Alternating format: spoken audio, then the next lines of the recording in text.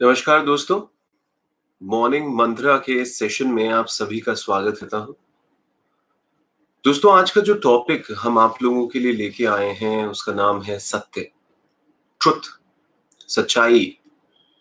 जब भी हम सच्चाई की बात करते हैं तो हम आपसे पूछना चाहेंगे कि आपके दिमाग में क्या आता है।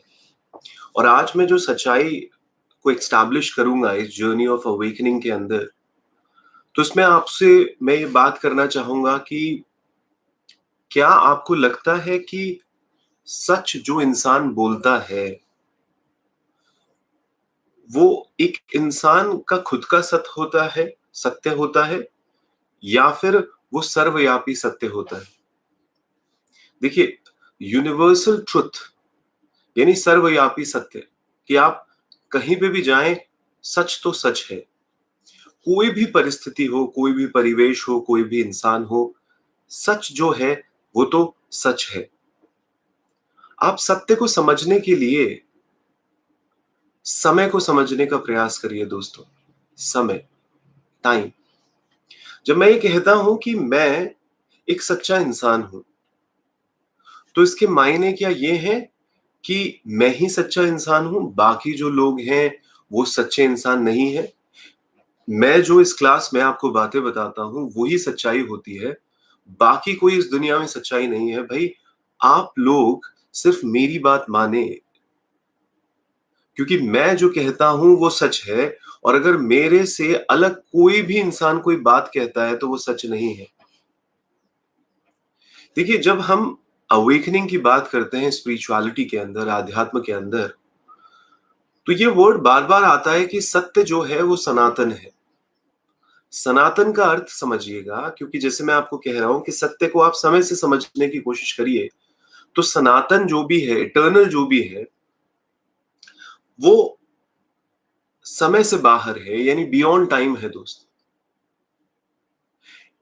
यानी समय के भीतर जो भी है, जब भी हम ये कहते हैं कि कोई भी चीज जो समय के भीतर होती है। आपने अगर मेरा पर धर्म से डरो कल का ही जो सेशन है मॉर्निंग का, अगर आपने वो सुना हो, तो उसके अंदर मैंने एस्टैब्लिश किया था कि भाई, आप लोगों को अपना पर्पस जीना चाहिए। आपका जो भी पर्पस है, आपको अंदर ज्यादा जाना चाहिए। अभी तो वैसे भी कोरोना का टाइम चला है, तो लोग लॉकडाउन में बैठे हुए हैं, लोग बाहर नहीं जा सकते। और निश्चित ही अगर आप बाहर नहीं जा सकते तो थोड़ा समय अंदर बिताएं। सिर्फ घर के अंदर नहीं दोस्त, अपने अंदर। सिर्फ शरीर के अंदर नहीं दोस्त, डीपर आय में और गहराई के अंदर। ये समझना है आपको, क्योंकि शरीर के अंदर कई बार लोग देखते हैं तो वो तो केमिकल लोचे में अटक जाते हैं। वो बोलते हैं कि मेरे अंदर अच्छे हार्मोन आ रहे हैं, बेहतर हार्मोन आ रहे हैं, पर हार्मोन्स तो सब बॉडी के ऊपर होता है दोस्त। उसके बियॉन्ड मन है, उससे भी सूक्ष्म जो है वो बुद्धि है, उससे भी सूक्ष्म आत्मा है, उसके भी सूक्ष्म परमात्मा है। तो वो बहुत डीपर है। तो हम कहते हैं कि कोई भी इंसान जो पर्पस जीता है अपना, वो समय, परिस्थिति, परिवेश से ऊपर आ जाता है, यानी एक ट्रांस में आ जाता है। आपने वर्ड सुना होगा ट्रांसेंडेंटल। ट्रांसेंडेंटल मतलब होता है वो जहां है उससे ऊपर आ जाता है। मैं एक हिप्नोथेरेपी का सर्टिफिकेशन कर रखा है मैंने मलेशिया से। और जब मैं हिप्नोथेरेपी सीख रहा था तो मुझे ये बताया गया कि हिप्नोटिज्म से जो थेरेपीज की जाती हैं उसको हिप्नोथेरेपी कहा जाता है। और हिप्नोटिज्म का मतलब होता है सम्मोहन। सम्मोहन का मतलब हो सकता है भारतीय परिवेश में इसको ऐसे देखा जाता है कि सम्मोहन करके लोगों ने दूसरे का उल्लू बनाया, पर बाहर के देशों में ऐसा नहीं है दोस्त। सम्मोहन एक ऐसी शक्ति है जिससे आप किसी इंसान के सबकॉन्शियस माइंड में जाते हैं, यानी कॉन्शियस से भी जो डीपर माइंड है, सबकॉन्शियस, जो बड़ा पावरफुल है। और सबकॉन्शियस माइंड क्या है दोस्त? हमारा जो अवचेतन मन, आप उसको अनकॉन्शियस कह लीजिए, वो बड़ा पावरफुल होता है और वो समय को नहीं समझता है। आप इसको ऐसे समझिए, यानी कभी भी किसी भी परिस्थिति में आप कोई भी काम कर रहे हैं और उस काम को करते करते आपको समय का एहसास नहीं रहा, आपको भूख प्यास का एहसास नहीं रहा, आपको अपने एनवायरनमेंट का एहसास नहीं रहा, आप उससे बियॉन्ड चले गए। You has you have gone beyond that. और जब आप उसमें जाते हैं तो ट्रांस में आ जाते हैं। आप ट्रांस में आ जाते हैं तो आप अपने जो इनर पोटेंशियल है उसको आप ज्यादा बखूबी यूज कर पाते हैं। कई बार लोगों ने कहा ना कि मैंने सर उस जो कंपटीशन की तैयारी की थी वो इतना मैं डूब गया था अपने काम में कि मुझे किसी भी बात का एहसास नहीं रहता था कि क्या दिक्कतें हो रही है। मेरा सर दुखता था तो भी मैं उस पे ध्यान नहीं देता था। मुझे नींद आती थी, मैं उस पे भी ध्यान नहीं देता था। मैं फोकस्ड होके saying no to 99 saying yes to 1, 99 चीजों को ना कह के एक चीज को हाँ कहते हुए मैं उसके अंदर पूरी तरीके से समावेश में आ गया था। तो दोस्त, ये समझना बहुत जरूरी है कि जब हम ट्रुथ की बात करते हैं, सच की बात करते हैं, तो सच बियॉन्ड टाइम होता है, सनातन होता है। उसका ना तो कोई प्रारंभ होता है ना कोई अंत होता है। इसका मतलब क्या है? जब भी आप अपने सच को जीते हैं, जो आपका सच है, और उस सच को आप उस सर्वव्यापी सच से, यानी वो जो यूनिवर्सल इंटेलिजेंस है, उस सर्वव्यापी सच से आप उसकी वेवलेंथ बिठाते हैं, एक अलाइनमेंट बिठाते हैं, तो आप भी समय से ऊपर आ जाते हैं दोस्त। समय से ऊपर आ जाते हैं। जो समय के भीतर है, वो कहीं ना कहीं कहेगा कि अरे भाई, पहले मैं ये किया करता था, अब मैं ये नहीं करता, अब मैं कुछ और करूंगा। मैं कहता हूं कि भाई, मेरा जो पर्पस है मैं अंतिम सांस तक उसको जीऊंगा। अगर किसी वजह से मेरी डेथ भी हो जाती है तो भी मेरे अंदर, क्योंकि हम इस बात को बहुत मानते हैं कि हम सनातन हैं, हमारे को ये जो शरीर भी मिला है ये एक वस्त्र की तरह मिला है। बाइबल पढ़िए, इट्स जस्ट अ क्लोथ्स। अगर हमने सिर्फ शरीर के लिए किया तो क्या किया? तो बाइबल में कहते हैं जीसस कि अगर कोई इंसान डूब रहा हो और आप सिर्फ उसके कपड़े बचा लें और उस इंसान को डूबने दें, तो ये सच में बचाना होता है क्या? तो हम लोग उसी तरीके से सिर्फ इस शरीर के बारे में सोचते रहते हैं, जो एक समय सीमा में बंधा हुआ है। यानी उसकी एक स्टार्टिंग है, उसका एक एंड होगा, वो कहीं से चालू हुआ है, कहीं पे खत्म होगा। और इसी वजह से अगर मैं इस जन्म में मैं हिंदू समाज के अंदर पैदा हुआ तो मैं मानूंगा कि हिंदू धर्म ही सर्वश्रेष्ठ धर्म है। मैं उसी को सबसे बड़ी सच्चाई मानूंगा अपनी जिंदगी की। और कोई और धर्म की बात यदि मैं सुनूंगा भी, तो मेरे अंदर मेरी सच्चाई हावी हो जाएगी। दूसरे की बात मैं शायद अपनी सच्चाई के साथ कॉन्टेक्स्ट में, यानी उससे कंपेयर करके देखने की कोशिश करूंगा दोस्त। सोचिए इस बारे में। हम जो कह रहे हैं, हम कह रहे हैं सच तो सच है। चाहे महावीर जी बोले, चाहे गौतम बुद्ध बोले, चाहे जीसस क्राइस्ट बोले, चाहे मोहम्मद बोले, चाहे हिंदू देवी देवता बोले, जहां से भी सच आ रहा है, अगर हम उसको समय, परिस्थिति, परिवेश से ऊपर होकर समझने की कोशिश करते हैं, तो हम उस शाश्वत सत्य, यानी उस इटर्नल सनातन सत्य को समझने का प्रयास करेंगे दोस्त।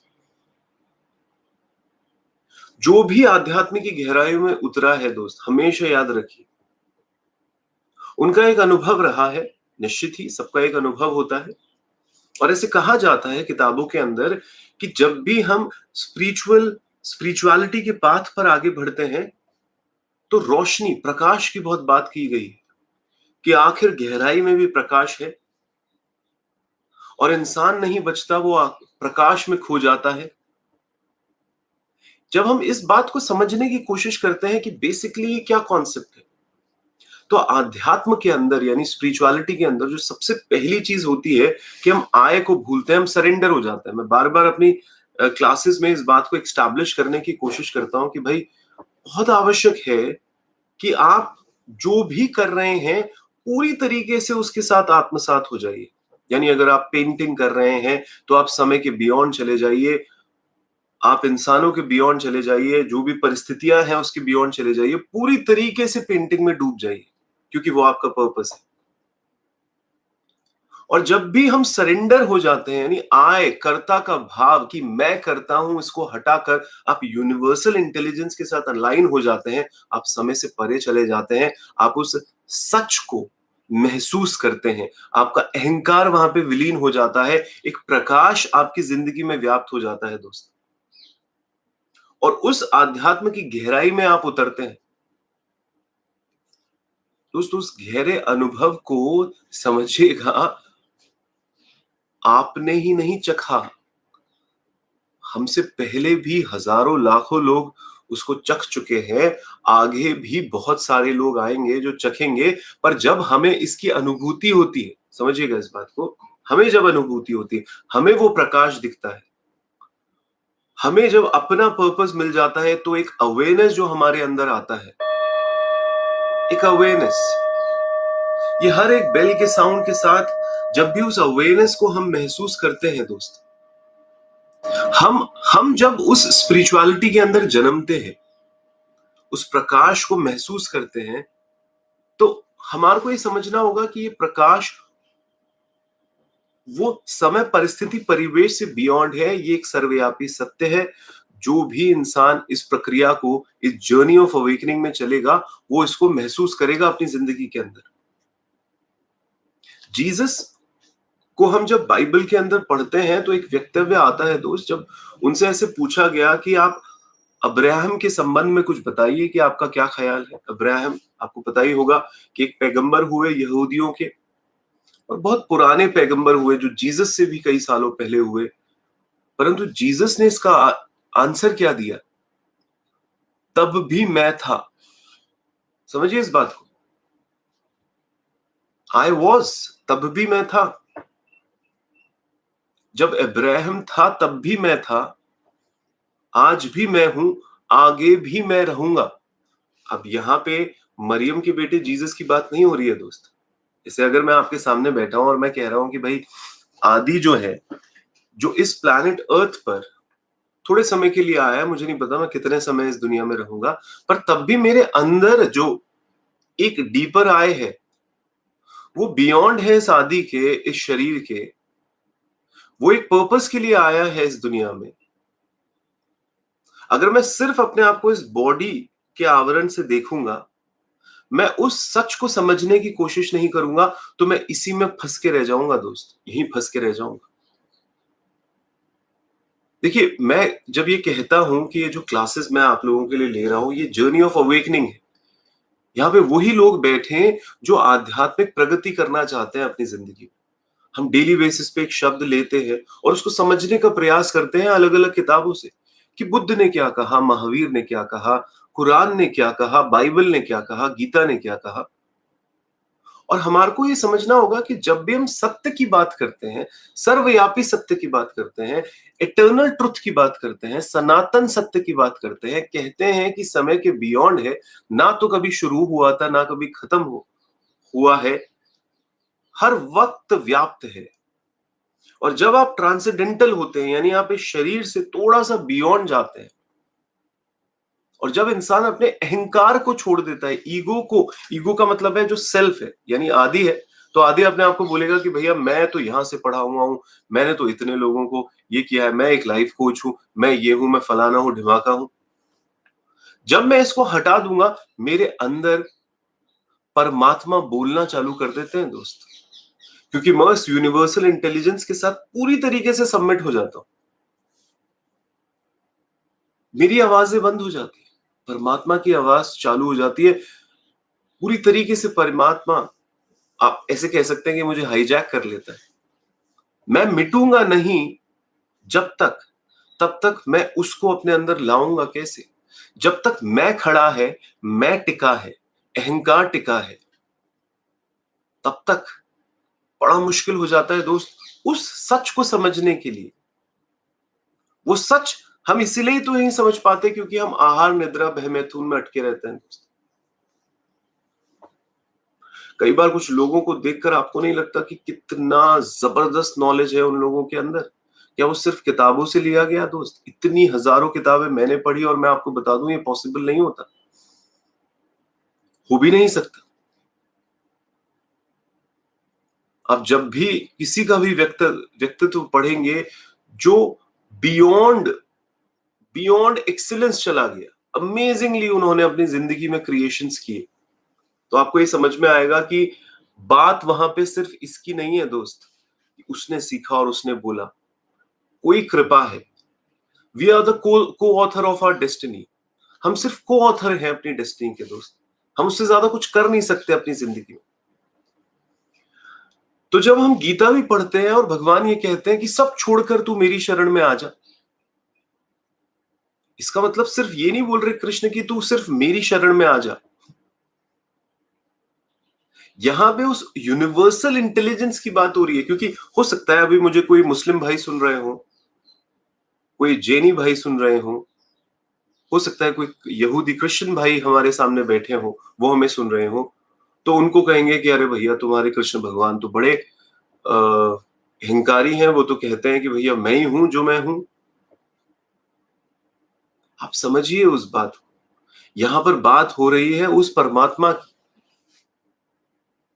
अगर मैं भी आपको कहूंगा यहां बैठकर कि तू पूरी तरीके से सरेंडर हो जा, तो बात ये नहीं है कि तू मेरे से सरेंडर हो जा। से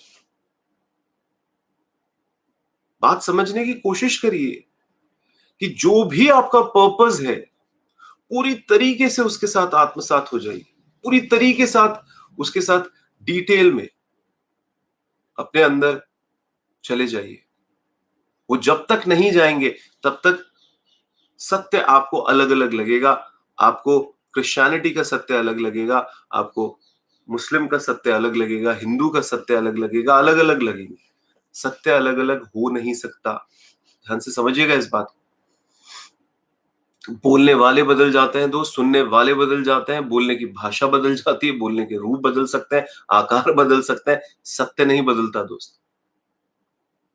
अनेक लोग आए, हम उपनिषद पढ़ते हैं, हम लोग बुद्ध पढ़ते हैं, भिन्न भिन्न बात लगेगी आपको। आपको ऐसा लगेगा अरे यार बुद्ध तो क्या बोल रहे हैं, मतलब एंटी लगेंगे एक दूसरे के।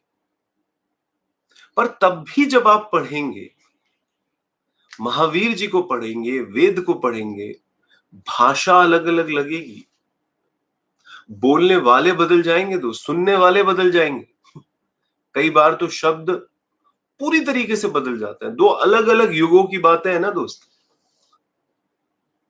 सत्य विपरीत सा लगता है, विरोधी सा लगता है, पर तब भी मैं कहूंगा, तब भी मैं कहूंगा, चाहे इस्लाम हो, चाहे ईसाइयत हो, चाहे हिंदू हो, चाहे बौद्ध हो, चाहे जैन हो, मालूम पड़ते हैं वो विरोधी हैं, राइवल्स हैं, शत्रु तक मालूम पड़ेंगे आपको ऐसे। इसी की वजह से तो ये सारी चीजें हो रही हैं जो हो रही हैं हमारी दुनिया के अंदर।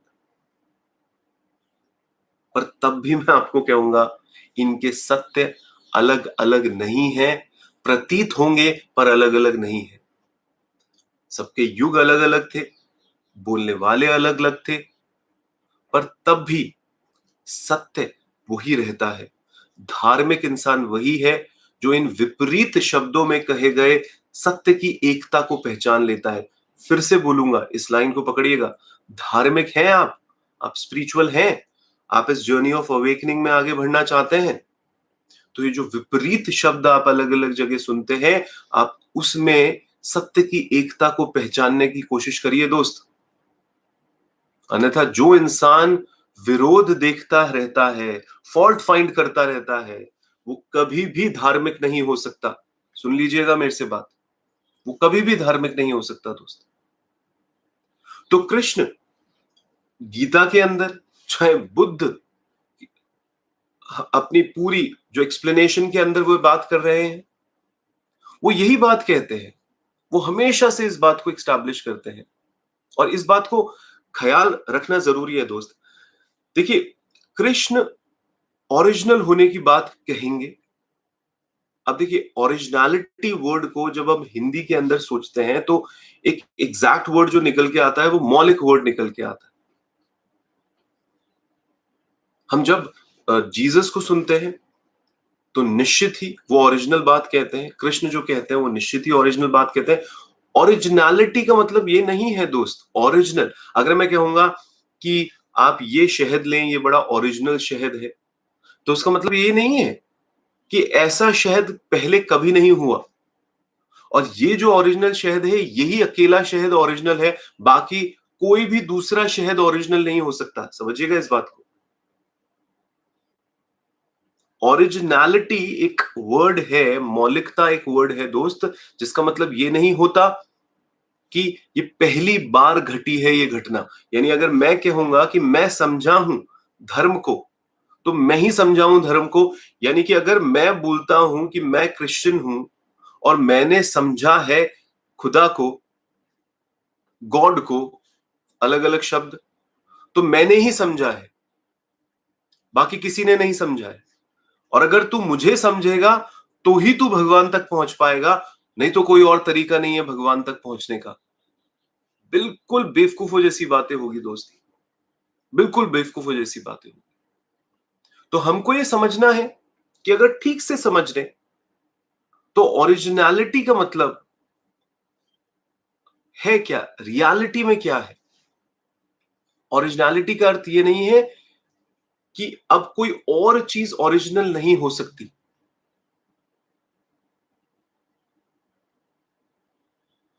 इसको जितना डिटेल में, और मैं कहता हूं ना जितना डीपर तक आप लेके जाएंगे उतना आप एक्स्टैब्लिश कर पाएंगे दोस्त अपने आप को।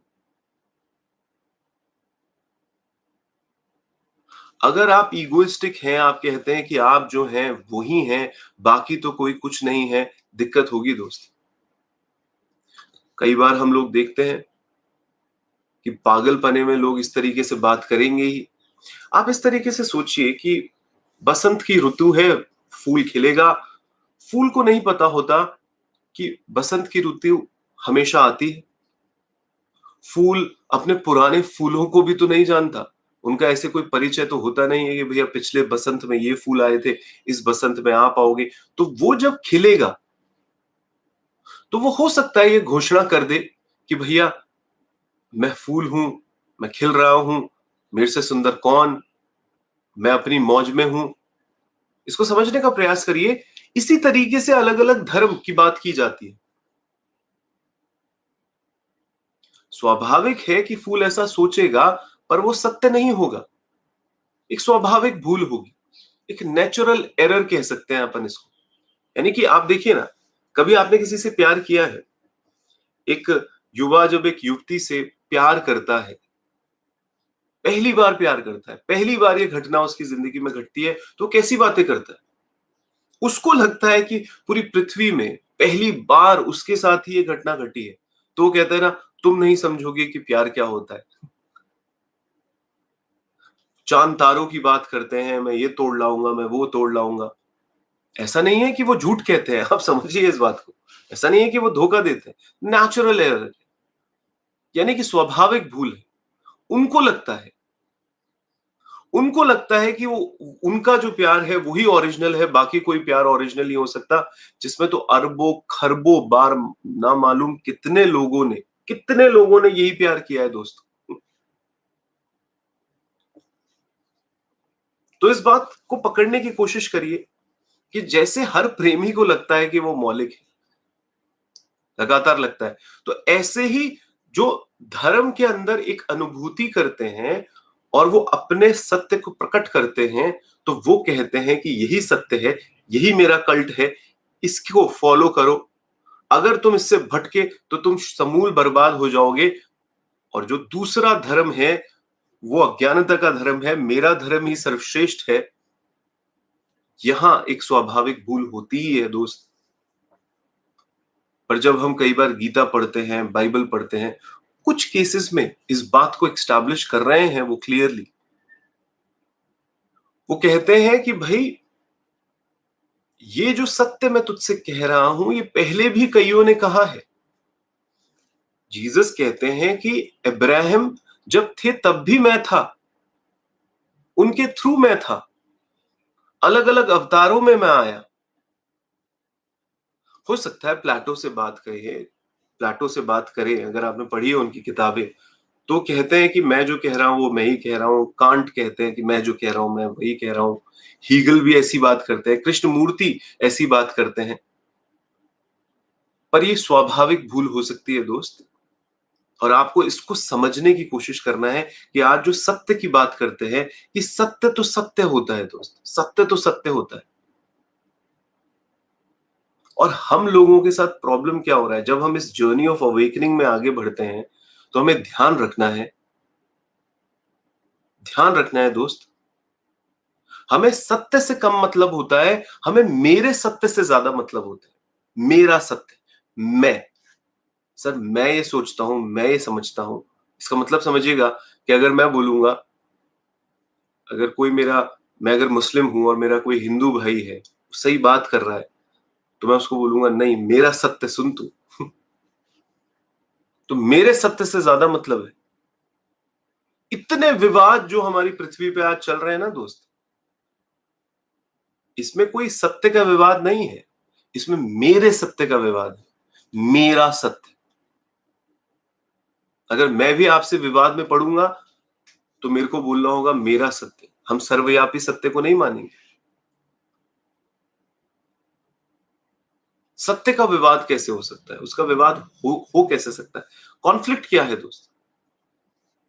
पर ये जो अहंकार खड़ा हो जाता है कि मैं सर्वश्रेष्ठ, मेरा धर्म सर्वश्रेष्ठ, मेरा समय सर्वश्रेष्ठ, मेरा भगवान सर्वश्रेष्ठ, वहीं दिक्कतें चालू हो जाती है। हम सत्य को तो पीछे छोड़ आते हैं दोस्त, हम उसके आगे निकल जाते हैं। हम जब आगे निकलते हैं और हमारा जो अहंकार होता है वो तो वैसे भी झूठा होता है दोस्त, वो तो वैसे भी झूठा होता है। तो सत्य को हमारे पीछे खड़ा रहना पड़ता है और हम उसके सामने आ जाते हैं, उसको छाया पे डाल देते हैं। विवाद चलते रहते हैं, जोर इस बात पे देते रहते हैं कि भैया मेरा सत्य तेरे से बेहतर। इस बात पे अवेयरनेस रखिए दोस्त। जब आप इस पाथ ऑफ जर्नी में चल रहे हैं, इसमें हमारा कोई कॉन्फ्लिक्ट ही नहीं होना चाहिए किसी से।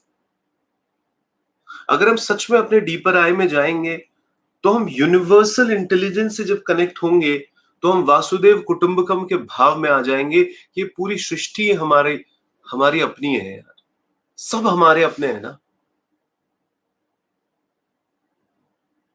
क्योंकि महावीर जी ने, महावीर वाणी में पढ़ रहा था, उन्होंने नहीं कहा कि जो मैं कह रहा हूं वो मैं ही कह रहा हूं। वो कहते हैं कि भाई पहले पार्श्वनाथ आए थे, ऋषदेव आए थे, ऋषभ देव, उन्होंने भी यही कहा था। नेमिनाथ ने भी यही कहा था। बुद्ध नहीं कहते हैं कि जो मैं कह रहा हूं वो मैं ही कह रहा हूं, वो भी कहते हैं कि पहले भी बुद्ध हुए हैं, जिन्होंने जाना आना देखा है, उन्होंने यही कहा है बुद्ध हम हो सकते हैं। पर अगर आप पुरानी लकीरों को ही पीट रहे हैं दोस्त, तो आपको समझना होगा आप सत्य की को नहीं जानते। क्योंकि सत्य, क्योंकि समय से बियॉन्ड होता है, ना तो वो कभी पुराना होता है ना कभी नया होता है। सत्य तो सत्य होता है। नहीं आ गए आजकल, अरे ये तो नया धर्म निकला है। नया धर्म, सोचिए क्या वर्ड हुआ, सोचिए। आदि अच्छा आप तो है ना बहुत सारी बातें बताते हो, पर आप एक नए तरीके से धर्म को एस्टैब्लिश कर रहे हो। नया नया क्या है सर? सत्य तो सत्य।